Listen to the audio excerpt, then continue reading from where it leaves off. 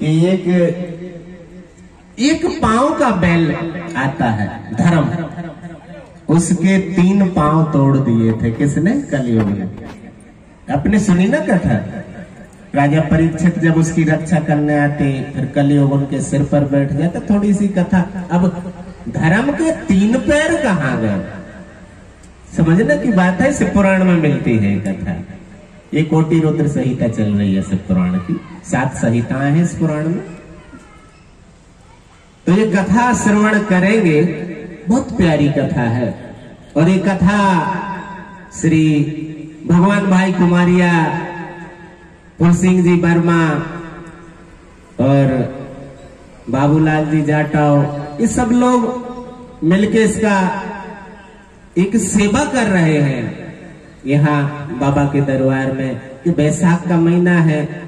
पहले तो मैंने सोचा था कि दिवाली के करीब करेंगे शिव पुराण, लेकिन शिव पुराण का एक नियम होता है कि पहले शिव पुराण जब जो करता है कोई पंडित, तो पहले उज्जैन जाना पड़ता है। सुना होगा काल भैरव बाबा। वो काल भैरव के यहाँ से आदेश लेना होता है शिव पुराण करने का। और फिर शिव पुराण होती, क्योंकि बाबा के आदेश के बिना काल भैरव चौकीदार है शिव पुराण के, उनके बिना नहीं हो सकता। और दूसरी बात है कि बैसाख मास है।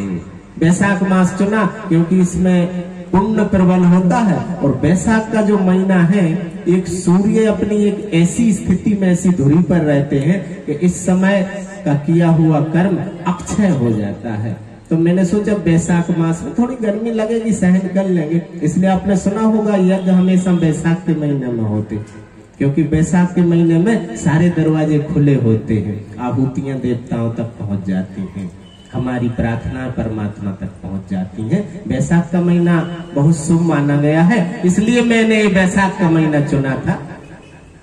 और बोला इन लोगों को, तो इन्होंने कहा ठीक है महाराज, शिव पुराण की कथा यहाँ आयोजन करवाते हैं। और चल रही बह रही है ज्ञान की गंगा। तो धर्म के जो पैरों की मैं चर्चा कर रहा था, 4 चरण होते हैं धर्म के, लेकिन 4 चरण बैल। कभी आपने सोचा भोलेनाथ बैल पे बैठते, बैल की सवारी करते, घोड़े पे बैठते बहुत लोग। काल भैरव की सवारी कुत्ता है। कुत्ता सवारी इसलिए है काल भैरव की, कभी आपने देखा होगा लोग कुत्तों को टोस खिलाते हैं, दूध पिलाते हैं। कारण है उसका, कुत्ता जो है उसकी आंख तुम्हें देख सकती है। तुम अगर 3 महीने बाद तुम्हारी मृत्यु होने वाली हो तो कुत्ता को पता चल जाएगा तुम्हें देख के। काल भैरव की सवारी है वो, कुत्ते को पता चल जाता है। 3 महीने पहले आदमी के पास वो सूंघने लगेगा, घूमने लगता है कुत्ता, उसे पता चल जाता है कि 3 महीने के बाद ये ऐसा हो जाएगा, इस चेतना चली जाएगी। स्वान की दृष्टि ऐसी परमात्मा ने बनाई है, लेकिन वो बोल नहीं सकता, नहीं तो आपको बता देता। बोल सकता होता तो बता देता कि भैया भागवत पुराण करवा लो, शिव पुराण करवा लो 3 महीने बाद तुम।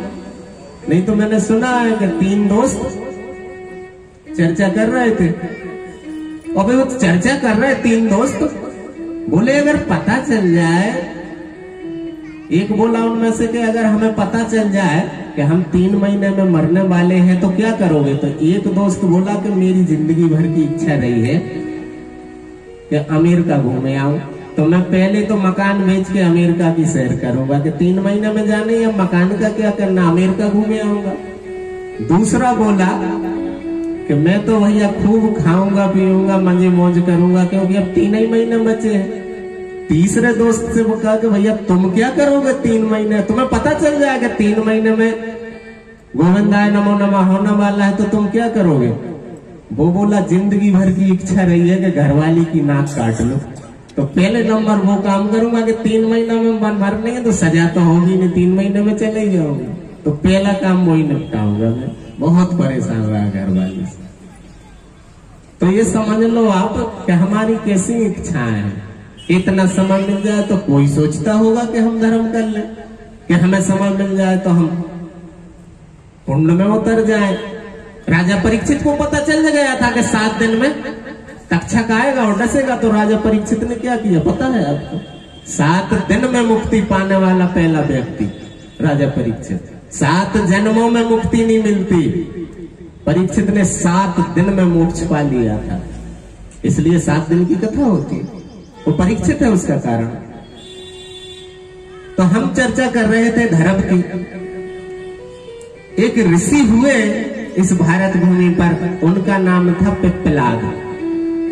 पिप्पलाद इसलिए पड़ गया था क्योंकि वो पीपल की जड़ में बैठ के और तपस्या करते थे, इसलिए उनका नाम पड़ गया था पिप्पलाद। पुराणों में ओरिजिनल नाम तो मिला नहीं, पिप्पलाद ही। और मुझे पता है पिप्पलाद नाम पुराण में लिखा है कि इसलिए था क्योंकि वे पीपल की जड़ में प्रवेश कर जाते थे और वहां बैठकर ओम नमः शिवाय का जाप करते थे। वर्ष बीतते हैं पिप्पलाद को, कहते हैं 3000 वर्ष तक वो तप करते रहे पिप्पलाद ऋषि।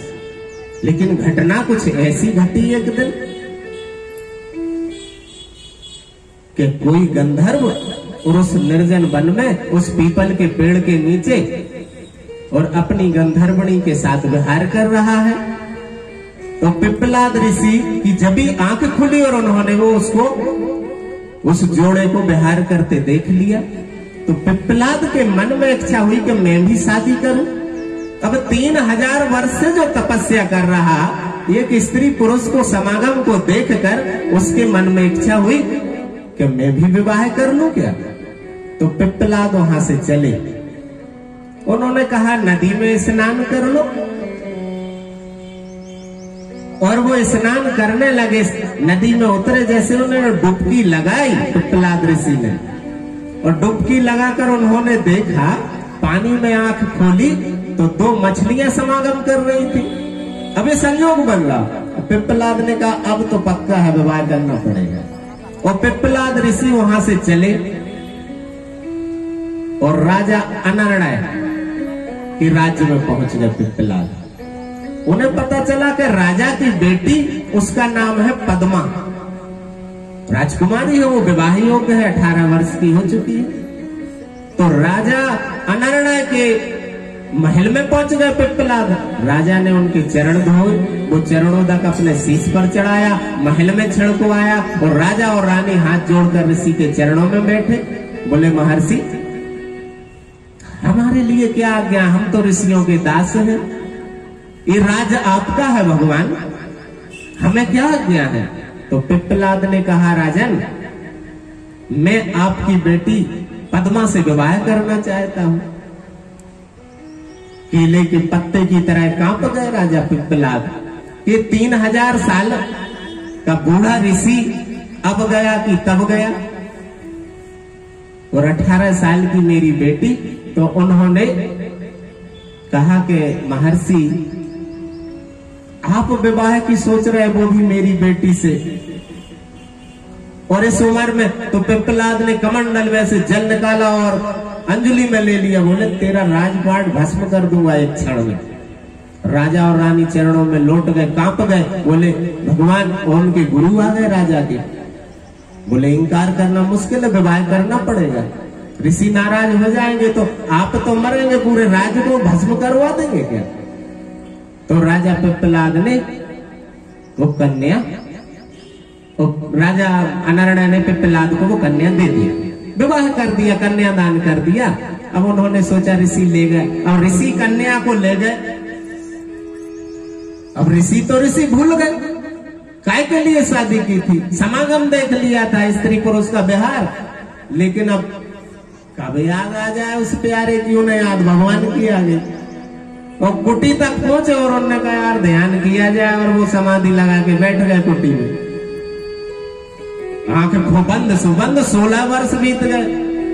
अब वो बेचारी वो पद्मा और कुटी में बुहारी लगाए, झाड़ू लगाए, जंगल के कंदमूल फल खा और कुटी में सो जाए, पर्ण कुटी में, कि पति देव की समाधि खुले तो हम बात करें।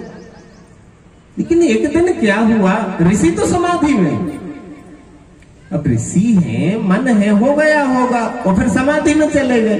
अब उन्हें क्या पता मैं शादी भी कर लाया हूं, पत्नी भी है। तो कहते हैं कि वहां पास में जो नदी बहती थी, उस नदी पर वो पद्मा स्नान करने जाती थी। पास पास में और भी आश्रम थे ऋषियों के, तो वो नदी पर स्नान करने गई पद्मा, और वहां से जल भरकर भी लाती थी मटके में। तो पद्मा जब स्नान करने जाती है तो धर्म के मन में विचार आया। धर्म ने सोचा कि पद्मा की परीक्षा ले, तो धर्म एक सुंदर राजा का भेष बनाकर और रथ पर, सोने के रथ पर सवार होकर और नदी के किनारे आ गया। पद्मा जैसे ही जल भर के नदी से निकली, वो धर्म जो राजा के भेष में था, धर्म ने कहा कि सुनो पद्मा, वो परीक्षा लेने आया था धर्म। बोले उस बुढ़े के पास क्या रखा है, बूढ़ा ऋषि और वर्ष बीत गए, वो समाधि में बैठा है, मेरे से विवाह कर लो, चलो मेरे राजमहल में, तुम्हें पटरानी बना लूंगा, मेरी जो रानियां हैं उनकी उन सबको दासी बना दूंगा तुम्हारी। और पद्मा ने कहा कि निर्लज्ज, तू कैसा राजा है, राजा को तो स्त्री के मान सम्मान की रक्षा करना चाहिए, और तू याद रख, एक पतिव्रता के कोप से तेरा सर्वनाश हो जाएगा। धर्म ने हाथ पकड़ लिया। धर्म ने जैसे ही पद्मा का हाथ पकड़ा और पद्मा के मुख से सांप निकल गया। ये बहुत बड़ी गलती हो गई। पद्मा के मुख से सांप निकल गया कि तू 6 को उपलब्ध हो जाएगा निर्लज्ज राजा, तेरे जो चरण है 4, वो बाद में पता चली, बोले 6 को उपलब्ध हो जाएगा तू, यानी खंडित तो होने लगेगा, तेरे टुकड़े होने लगेंगे धीरे धीरे। धर्म तो राजा का शरीर छोड़कर और अपने असली रूप में आ गया और धर्म उनके चरणों में गिर गया पद्मा के। बोले देवी मुझे क्षमा करो, आपने सांप दे दिया, मुझे तो ब्रह्मा ने भेजा था आपकी परीक्षा लेने के लिए।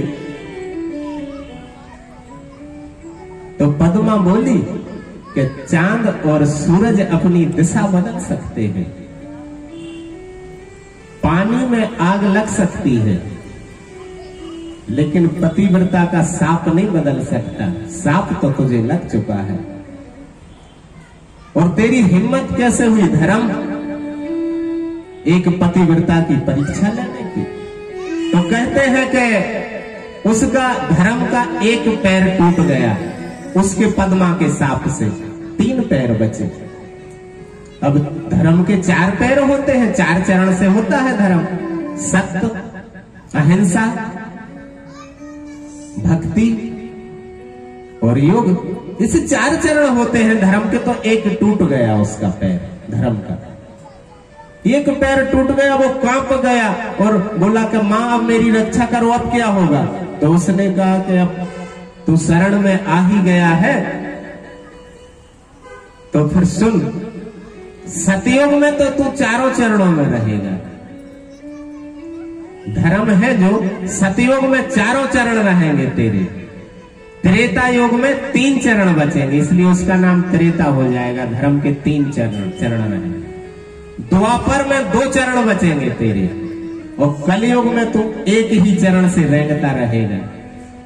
और धर्म का अभी एक ही चरण बचा हुआ है कलयुग में, वो सत्य। ये पृथ्वी जो टिकी हुई है वो सत्य पर टिकी हुई है इस समय। धर्म का एक चरण बचा हुआ है पद्मा के सांप के कारण, कौन सा? सत्य। तो सत्य में परमात्मा है, इसलिए कहते हैं सत्यम शिवम सुंदरम। भोलेनाथ ने क्या हस्ताक्षर कर दिया धर्म के ऊपर? सत्यम शिवम सुंदरम, कि सत्य ही तेरा चरण है। अब कलयुग में एक चरण से चलता है। अब जैसे ही कलयुग समाप्त होगा और धर्म 4 चरणों में आ जाएगा।